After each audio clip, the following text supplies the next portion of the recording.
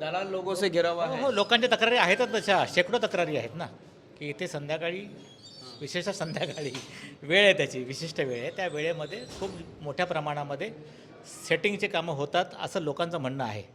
नहीं, बात तो मैं भी इनकी बातों से सहमत हूँ, परंतु बात यह है कि हम जो तकरार आते हैं यही लोगों को प्रवृत्त करते आम्ही आता वकील म्हणून इथे हजर आहोत आणि आम्हाला 100% खात्री आहे की कुठल्याही सोसायटीमध्ये नियमानुसार निवडणूक आजही होत नाही. तक्रारी आहेतच, पण स्वतः निवडणूक अधिकाऱ्यांनी हजर राहून निवडणूक प्रक्रिया राबवली पाहिजे. आपल्या आई वडिलांना, मुलांना, बाच्यांना, बाचींना, मावशांना, काकांना असं उभं करून निवडणूक राबवता येत नाही. याच्याकरता और कुछ चुनाव अधिकारी मनमाने कामकाज कर रहे हैं।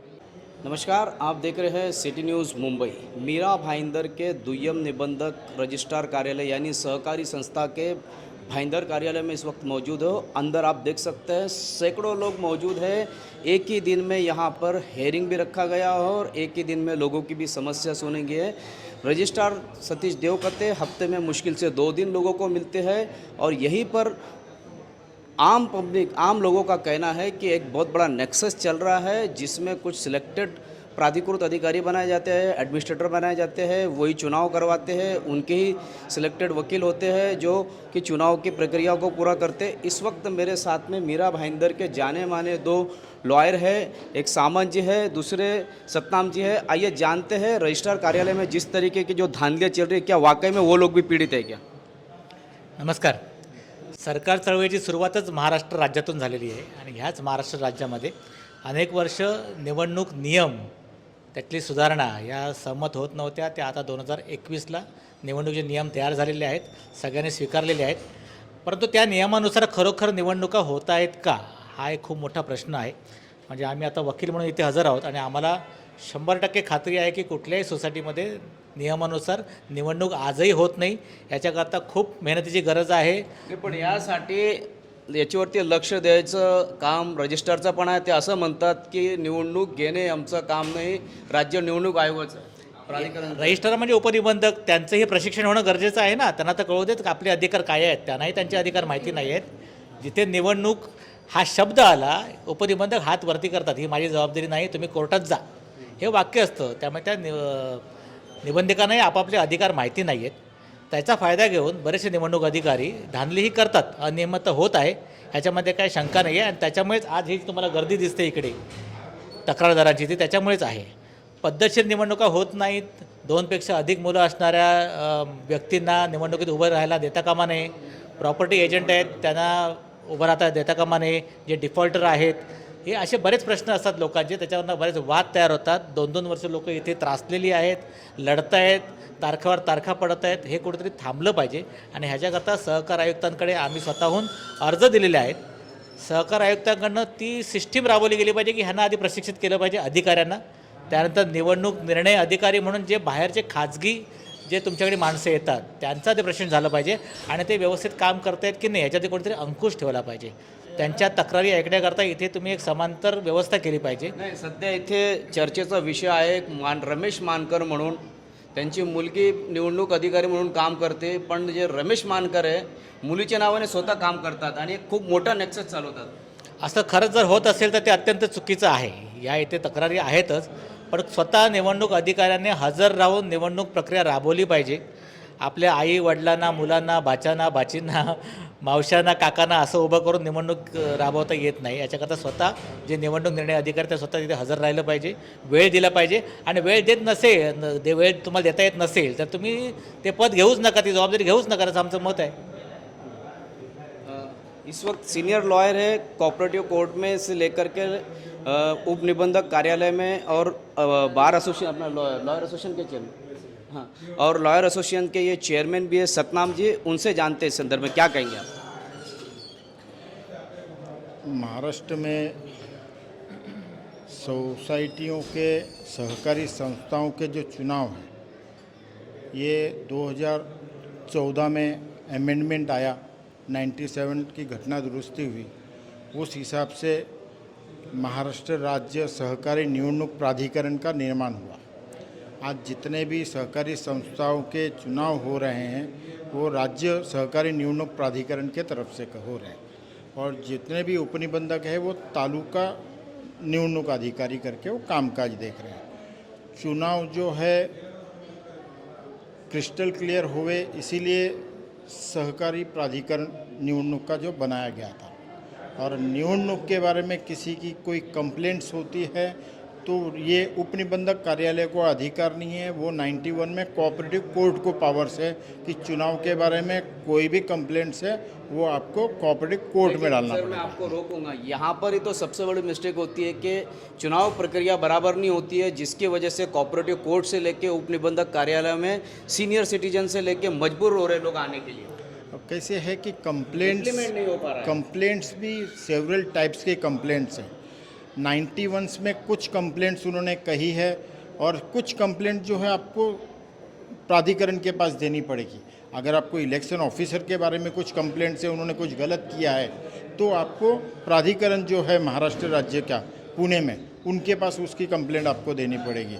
और जो इलेक्शन के बारे में है कि वो प्रोग्राम के अनुसार नहीं हुआ या उसमें कुछ धांधली हुई है, गलत हुआ है, उसके बारे में आपको सहकार न्यायालय में दाद मांगनी पड़ेगी। सिर्फ इस कार्यालय में सिर्फ इंटीमेट करके, पर कोऑपरेटिव कोर्ट को ही उसका पावर्स है, इस कोर्ट को पावर्स नहीं है। लेकिन जब चुनाव अधिकारी चुनाव लेता है तो क्या उसकी नैतिक जिम्मेदारी नहीं बनती है? क्या उस सोसाइटी के ऊपर ऑलरेडी कोई कार्रवाई चल रही है, क्या थक बाकी है नहीं है, वो चेक कौन करेगा? ये तो सोसाइटी के चुनाव रजिस्टर कार्यालय से ही पता चलेगा। इसीलिए राज्य निवडणूक प्राधिकरण ने जो चुनाव अधिकारी चुने हैं उनको पैनल में लिया है। उनको उस तरीके से असल में ट्रेनिंग देनी चाहिए और ट्रेनिंग दी भी गई है, पर कुछ लोगों ने ली नहीं है और कुछ चुनाव अधिकारी मनमाने कामकाज कर रहे हैं। उसका जो अंकुश है वो हमारा राज्य निवडणूक प्राधिकरण जो पुणे में वही लगा सकता है। उसके बारे में आपको राज्य निवडणूक प्राधिकरण के पास कंप्लेंट फाइल करनी पड़ेगी, क्योंकि चुनाव अधिकारी का ही काम है कि ये जो चुनाव में जो भी प्रॉब्लम्स आ रहे हैं या गलत हो रहा है या सही हो रहा है, उसके बारे में जो भी निर्णय लेना चुनाव अधिकारी का काम है। आप दोनों भी लॉयर हैं, मैं आपसे जानना चाहूँगा, दुय्यम निबंधक कार्यालय क्या एजंटों से घिरा हुआ है, दलाल लोगों से घिरा हुआ है? हो, लोकांच्या तक्रारी आहेतच तशा, शेकडो तक्रारी आहेत ना, की इथे संध्याकाळी, विशेषतः संध्याकाळी वेळ आहे, त्याची विशिष्ट वेळ आहे, त्या वेळेमध्ये खूप मोठ्या प्रमाणामध्ये सेटिंगचे कामं होतात असं लोकांचं म्हणणं आहे। त्याच्याबद्दल काही वाद नाही आहे। याच्याकरता खूप तक्रारी आधीच आहेत। अगदी इथपासून विभागीय निबंधक असू देत की सहकार आयुक्त असू देत, तिथपर्यंत ह्या तक्रारी आहेत। पण जोपर्यंत सहकार आयुक्त स्वतःहून याच्यावरती काही विशिष्ट सिस्टीम बसवत नाही तोपर्यंत ह्याच्यावरती कारवाई होणार नाही। आम्ही खूप वेळा सांगितलेलं आहे की इथे तुम्ही कमीत कमी CCTV कॅमेरा तो प्रत्येक सरकारी कार्यालयामध्ये असला पाहिजे, बायोमेट्रिक सिस्टीम असली पाहिजे। कुठला अधिकारी वेळेवरती येतो, वेळेवर जातो, किती वेळ बाहेर राहतो, हे शासनाला कसं कळणार? पगार चालू आहे लोकांच्या करातून। कमीत कमी इथे कॅमेरा लावा, म्हणजे तुम्हाला कळेल की ऑफिस किती वाजता उघडतं, कोण येतं। एक तक्रार अशी पण आहे लोकांची की दुय्यम निबंधक साहेब आठवड्यातून 1 किंवा 2 दिवसच भेटतात, बाकी दिवशी ते सगळे कोर्टच्या कामानिमित्त बाहेर असतात। दुय्यम निबंधक 1 दिवस येऊ देत की 6 दिवस येऊ देत, त्यांची जबाबदारी आहे की त्यांनी आपल्या क्षेत्रामध्ये विवाद जे असतील ते वेळेवरती मिटवले पाहिजेत। ते कसे मिटवायचे ही त्यांची जबाबदारी आहे। त्यांनी किती वेळ येणं ह्याच्याकरता मी आग्रही नाही आहे, पण मग त्यांनी आपल्या माणसांकडनं ती कामं करून घेतली पाहिजेत। त्याच्याकरता आवश्यक असलेला जो स्टाफ आहे तो त्याने ठेवला पाहिजे। आज जर तुम्ही माहिती अधिकाराप्रमाणे जर इथे माहिती मागवली तर कमीत कमी 10चा स्टाफ इथे असला पाहिजे असं सहकार आयुक्तांच्या साईटवरती लिहिलेलं आहे। इथे जर तुम्ही बघितलात तर अधिकृतपणे 4चाही स्टाफ यांच्याकडे नाही आहे, केवळ 3 अधिकारी आहेत, 1 निबंधक आहेत, बाकीचे जे काय आहे ते ठेक्यावर ठेवलेले आहेत। मग ठेक्यावर ठेवलेली माणसं त्यांच्यावरती कुठला नियम नसतो, त्यांच्यावरती कुठला अंकुश नसतो, मग त्यांचा वापर करून मग इतर वाद अधिक निर्माण होतात किंवा वाढले जातात असं माझं म्हणणं आहे। याच्यावरती कुठेतरी आपण अंकुश ठेवला पाहिजे। सत्ताम जी, आप इनकी बातों से कितने सहमत हैं? नहीं, बात तो मैं भी इनकी बातों से सहमत हूँ, परंतु बात यह है कि हम जो तकरार आते हैं यही लोगों को प्रवृत्त करते हैं।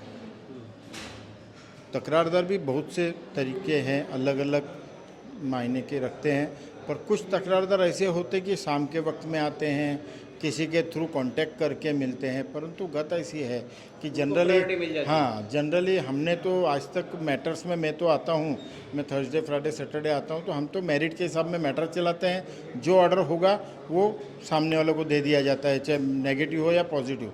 अगर हम ही अगर सामने वाले को प्रवृत्त ना करें तो ये प्रवृत्ति ख़त्म हो जाएगी।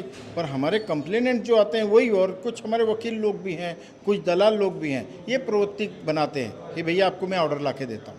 ऑर्डर तो मेरिट अनुसार मिलना है, जो मेरिट में होगा, सही हो या गलत, मेरिट में मिलना है। अगर गलत हुआ तो अपीलिंग अथॉरिटी है, अपील अथॉरिटी भी बैठी है उधर। अपीलिंग में हम लोग यहाँ से अपील में जाके वर्किंग करते हैं, कुछ गलत ऑर्डर होते हैं हम क्लियर करा के लाते हैं। तो जनरली देखा जाएगा तो ये जो आपने कहा है कि यहाँ पे भ्रष्टाचार से लिप्त हुआ है या तकरारदारों, ऐसा मैं नहीं मानता जनरली। तो आपका क्या ये मानना है कि आप लोग इतनी मेहनत करते हो, यहाँ पे आर्गूमेंट करते हो और आपसे जल्दी जो है दलाल लोग ऑर्डर निकलवा लेते हैं? नहीं, जब जो रूटीन में ही जो रूल्स में है 3 महीने में लेना है ऑर्डर्स, तो जो आर्गूमेंट होने के बाद ऑर्डर अगर क्लोज हो जाती है तो उसके हिसाब में मेरिट में ही ऑर्डर होती है। अभी वो कौन कराता है, क्या कराता है, इसके बारे में मैं इंटरनल बात नहीं बता पाऊँगा, ना ही मुझे पता है। तो जो उनके ऑफिस से हैं, हम तो जब जाते हैं हमको ऑफिस से ऑर्डर मिल जाते हैं, हमें उतना पता है, चाहे नेगेटिव मिले चाहे पॉजिटिव मिले, पर हम मेरिट में लड़ते हैं। क्या कहेंगे, दलालों से, वकीलों से पहले दलालों को ऑर्डर हाथ में आ जाती है? भ्रष्टाचार हा आता शिष्टाचार झालेला आहे. तुम्ही जेवढं उगाळाल तेवढे आपले हात अधिक काळे दिसतील. आपणच आपल्या सरकारला, आपल्या अधिकाऱ्यांना दोषी ठरवतोय, आपणच आपल्या महाराष्ट्राची बदनामी करतोय, असं होते. पण हा शिष्टाचार झालेला आहे ना प्रत्येक ठिकाणी, आणि हा आवरण्याकरता नागरिकांनीच पुढाकार घेतला पाहिजे. नागरिकांनीच जर भ्रष्ट पद्धतीने पैसे देणं बंद केलं तर भ्रष्टाचार होणारच नाही. जिथे तुम्ही पैसे वाटायला सुरुवात कराल तिथे भ्रष्टाचार होणार आणि तिथे दलालांची शेती ही वृद्धिंगत होणार आहे. आपण नागरिकांनी त्याचा विचार केला पाहिजे आणि कुठेतरी भ्रष्ट मार्गाने अधिकाऱ्यांना किंवा कायद्याला विकत घेण्याची प्रवृत्ती कुठेतरी थांबवली पाहिजे असं मलाही वाटतं. तो दोनों लॉयरों ने माना कि यहाँ पे धांधलियाँ चल रही है, काफ़ी कुछ यहाँ पे हो रहा है, दलालों का यहाँ पे बोलबाला है। और आप देख सकते हो वीडियो में कि चुनाव अधिकारी के नाम पर रिया मानकर का नाम चुनाव अधिकारी के रूप में महाराष्ट्र राज्य चुनाव प्राधिकरण ने रिया मानकर को अनुमति दी है, लेकिन उनके पिताश्री किस तरीके से मीटिंग लेते हैं, चुनाव लेते हैं, आप ये वीडियो में देखिए। और उस चुनाव प्रक्रिया को दुय्यम निबंधक से लेकर के राज्य चुनाव प्राधिकरण भी मान्यता देती है। इस तरीके का ये बहुत बड़ा भ्रष्टाचार हो रहा है चुनाव को लेकर के। साथ ही दलालों और एजेंटों का यहाँ पे भरमार है, जिन्हें मन चाहे आदेश जब चाहे तब मिल जाते हैं। इस तरीके की बात वकील भी कर रहे हैं। आप देख सकते हो अंदर आज की तारीख में इस वक्त सैकड़ों लोग खड़े हुए हैं। मीरा भाईंदर के इस तरीके मीरा भाईंदर डेप्यूटी रजिस्ट्रार सहकार के इस कार्यालय में स्टाफ की कमी का रोना रोया जाता है, लेकिन जिन्हें जो आदेश चाहिए उन्हें वक्त पे समय पे पूरी तरीके से मिल जाता है। साथ ही अगर दफ्तर को बारीकी से खंगाला जाए तो उसमें आपको पता चलेगा कि सीमित लोगों को ही चुनाव की प्रक्रिया के आदेश मिलते हैं, उन्हें ही एडमिनिस्ट्रेटर बनाया जाता है। सिलेक्टेड लोग ही एडमिनिस्ट्रेटर सोसाइटी में बनते हैं, सिलेक्टेड लोग ही सबसे ज़्यादा चुनाव प्रक्रिया को अंजाम दे रहे हैं। ये एक बहुत बड़ा भ्रष्टाचार को अंजाम दिया जा रहा है, जिस पर किसी का कोई अंकुश नहीं है। ना तो दुय्यम निबंधक सतीश देवकते का कोई अंकुश है, ना ही कोकन के सह निबंधक का है, ना ही चुनाव प्राधिकरण के अधिकारियों का है। इसी तरीके की खबरों के लिए मेरे यानी शकील शेख के साथ बने रहे, देखते रहे सिटी न्यूज़ मुंबई।